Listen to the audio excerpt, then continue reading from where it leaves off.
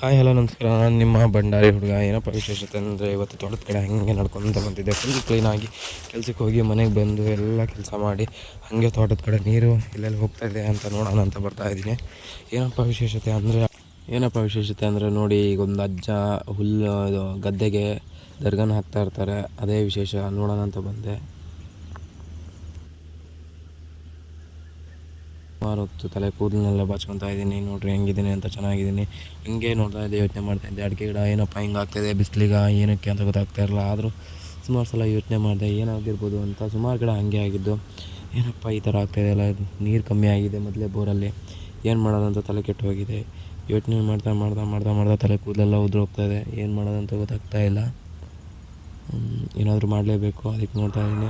ಹಾಗೆ ಒಂದು ಸೂಪರಾದ beautiful views ಕಾಣಿಸ್ತು. ಈಗ ನಿಮಗೂ ತೋರಿಸ್ತೀನಿ ಆ ವ್ಯೂಸ್ ಹೆಂಗಿದೆ ಅಂತ. ಸಕ್ಕತ್ತಾಗಿದೆ ಕಣ್ರಿ. ಏನು ಮಾಡೋದು, ಈ ವ್ಯೂಸ್ ಮುಂದೆ ಯಾವುದೈತಿ ಆ ಬಿಸಿಲಿಗೆ.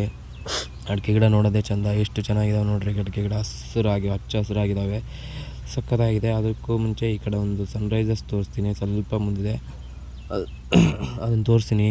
ಸಕ್ಕತ್ತಾಗಿದೆ ನೋಡಿರಿ, ಏನು ಸಕ್ಕತ್ತಾಗಿದೆ. ಸಂಜೆ ಹೊತ್ತು ಎಲ್ಲರೂ ಅವ್ರವ್ರ ತೋಟ ಇದ್ದರೆ ತೋಟದ ಹತ್ರ ಬಂದು ಸ್ವಲ್ಪ ಹೊತ್ತು ಕೂತ್ಕೊಂಡು ಯೋಚನೆ ಮಾಡಿ ಹೋಗಿ ಮನೆಗೆ ಎಲ್ಲ ಸರಿಯಾಗುತ್ತೆ. ನೋಡಿರಿ ಏನು ಸಕ್ಕತ್ತಾಗಿದೆ ವ್ಯೂಸು. ಇದನ್ನೆಲ್ಲ ನೋಡೋದು ಚೆಂದ. ತೋಟ ಗೀಟ ಮಾಡ್ಬೇಕು ಅನ್ನೋದು. ಅದಕ್ಕೆ ಅಪ್ಪಂದ್ರು ಜಾಗ ಮಾಡಿಟ್ಟಿದ್ರೆ ಮಕ್ಕಳು ಮಾಡ್ತಾರೆ, ಇಲ್ಲ ಅಂದರೆ ಇಲ್ಲ. ಏನಾಗುತ್ತೋ ಗೊತ್ತಿಲ್ಲ. ನೋಡಿರಿ ಸನ್ರೈಸಸ್ ಏನು ಸಕ್ಕತ್ತಾಗಿದೆ. ಇದು ಹಿಂಗಾರ ನೋಡಿರಿ ಫುಲ್ ಇದಾಗ್ಬಿಟ್ಟಿದೆ. ಅದರಿಂದನೇ ರೋಗ ಹತ್ತಿಬಿಟ್ಟೈತೆ. ಅದಕ್ಕೆ ಏನಾಗೈತೆ ಗೊತ್ತಿಲ್ಲ, ರೋಗ ಹತ್ತೈತೆ. ಅದಕ್ಕೆ ಏನಾದ್ರು ಔಷಧಿ ಮಾಡ್ಯಾರ ಏನಂತ ಗೊತ್ತಿಲ್ಲ. ಔಷಧಿ ಮಾಡ್ಯಾರ ಮಣ್ಣಿತ್ಲಾಗೆ. ಸನ್ರೈಸಸ್ ಮಾತ್ರ ಸಕ್ಕತ್ತಾಗಿತ್ತು. ಸನ್ರೈಸಸ್ ಹೇಗಿತ್ತು ಅಂತ ನಿಮಗೆ ತೋರಿಸ್ತೀನಿ ನೋಡಿರಿ. ಹೇಗಿದೆ ಸನ್ರೈಸರ್ಸ್. ಬೆಂಕಿ ಉಂಡೆ ಕಂಡಂಗೆ ಕಾಣ್ತಾ ಇದೆಯಲ್ಲ, ಅದು ಸಕ್ಕತ್ತಾಗಿದೆ. ಅದನ್ನೊಂದು ಆ್ಯಂಗಲಲ್ಲಿ ಫೋಟೋ ತೆಗೆದು ನೋಡ್ತಾ ಇದ್ದೀನಿ. ಚೆನ್ನಾಗಿದೆ ಸಿಕ್ಕಾಪಟ್ಟೆ. ಇದನ್ನೆಲ್ಲ ಎಂಜಾಯ್ ಮಾಡ್ಬೇಕು ಲೈಫ್ನ. ತೋಟ ಗದ್ದೆ ಮನೆ ಎಲ್ಲದನ್ನು. ಹಳ್ಳಿ ಲೈಫ್ ಅಂದರೆ ಹೀಗಿರುತ್ತೆ ನೋಡಿ ಎಂಜಾಯ್ ಮಾಡಿರಿ. ಈಗ ನಾನು ಸೇರಿಸಿ ತೋಟ ಪಾಠ ಎಲ್ಲ ನೋಡಿರಿ ಹೇಗಿದೆ. ಇಲ್ಲಿ ಸನ್ರೈಸರ್ಸ್ ಹೇಗಿದೆ ನೋಡಿರಿ. ಅಡಿಕೆ ಗಿಡ, ಇದು ನಮ್ಮ ಅಡಿಕೆ ಗಿಡ ಸಿಕ್ಕಾಪಟ್ಟೆ ಹುತ್ತ ಬೆಳೀತದೆ ಅಂದರೆ ಗದ್ದೆ ಮಣ್ಣು ಪೌಷ್ಟಿಕಾಂಶಗಳು ಜಾಸ್ತಿ ಇದ್ದಾವೆ ಅಂತ ಅರ್ಥ. ಸಿಕ್ಕಾಪಟ್ಟೆ ಚೆನ್ನಾಗಿದೆ. ತಣ್ಣಗೆ ಈ ಟೈಮಲ್ಲಿ ನೀರು ಬಿಡಬೇಕು ಗಿಡಗಳಿಗೆ. ಯಾಕಂದರೆ ಬೆಳಗಿಂದ ಬಿಸಿಲಲ್ಲಿ ಇರ್ತವೆ. ಈ ಟೈಮಲ್ಲಿ ಬಿಟ್ಟರೆ ಇನ್ನು ನಾಳೆ ಮಧ್ಯಾಹ್ನ ತನಕ ಏನು ತೊಂದರೆ ಇರಲ್ಲ ಗಿಡಗಳಿಗೆ, ಆರಾಮಾಗಿರ್ತವೆ, ಏನೂ ತೊಂದರೆ ಆಗೋಲ್ಲ. ಚೆನ್ನಾಗಿದೆ. ನೋಡೋಣ ವೀಡಿಯೋಸ್ ಹೆಂಗೈತೆ ಅಂತ.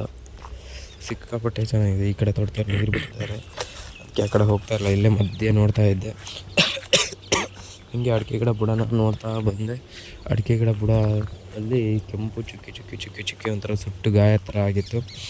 ಅದೇ ನೋಡ್ತಾ ಇದ್ದೀನಲ್ಲ, ಅದೇ ಗಾಯ ಥರ ಆಗಿತ್ತು. ಅದನ್ನೇ ನೋಡ್ತಾ ಇದ್ದೀನಿ. ಅದು ಏನಾಗೈತೆ ಅಂತ ಗೊತ್ತಿಲ್ಲ, ಏನು ಅಂತಲೂ ಗೊತ್ತಾಗ್ತಿಲ್ಲ ನನಗೆ. ನೋಡೋಣ ಏನು ಅಂತ, ಮುಂದೆ ಔಷಧಿ ಹೊಡಿಬೇಕು ಏನು ಅಂತ ಗೊತ್ತಿಲ್ಲ. ನೋಡೋಣ ಏನಾರು ಆದರೆ ಅದಕ್ಕೆ ನೋಡೋಣ ಟ್ರೀಟ್ಮೆಂಟ್. ಅವತ್ತು ವೀಡಿಯೋ ಮಾಡಿ ಹಾಕ್ತೀನಿ. ಆದರೆ ಯಾವುದೇ ವೀಡಿಯೋಗಳು ವ್ಯೂಸ್ ಹೋಗ್ತಾ ಇಲ್ಲ, ಏನು ಅಂತ ಗೊತ್ತಾಗ್ತಾ ಇಲ್ಲ. ಯೂಟ್ಯೂಬಲ್ಲಿ ಏನಾಗಿದೆ ಅಂತಲೂ ಗೊತ್ತಾಗ್ತಿಲ್ಲ, ಏನಂತ ನೋಡಬೇಕು. ಈಗ ಬೇರೆ ಯಾರ್ದಾದ್ರು ಯೂಟ್ಯೂಬಲ್ಲಿ ಬಿಟ್ಟಿರ್ತಾರೆ, ಗೊತ್ತಾಗಲ್ಲ. ನೋಡ್ತೀನಿ, ಅವ್ರನ್ನ ಹೋಗಿ ನೋಡಿ ಏನಂತ ಚೆಕ್ ಮಾಡಿ ನೋಡ್ತೀನಿ.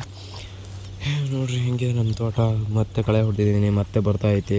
ಈ ಥರ ಕಳೆ ಬೆಳೆದ್ರೆ ಯಾರಿಗೂ ಸಾಯ್ತಾರೆ. ಈ ಥರ ಹಿಂಸೆ ಕೊಟ್ಟರೆ ಯಾರಿಗೂ ಬದುಕ್ತಾರೆ. ಎಂತ ಮಾಡೋಣ, ಈ ಥರ ಆಗ್ತಿದೆ ಜೀವನ. ಬರೀ ಕಳೆ ಹೊಡೆಯೋದಾಗಿದೆ. ಹೊಡೆದು ಒಂದು 3 ದಿನ ಆಗಿಲ್ಲ, ಮತ್ತೆ ಬಂದೈತೆ. ಏನು ಮಾಡೋಣ ಇದಕ್ಕೆಲ್ಲ, ನೀವು ಹೇಳ್ರಿ. ನೆಕ್ಸ್ಟ್ ವೀಡಿಯೋದಲ್ಲಿ ಸಿಗ್ತೀನಿ. ಬಾಯ್, ಟಾಟಾ, ಸಿ ಯು.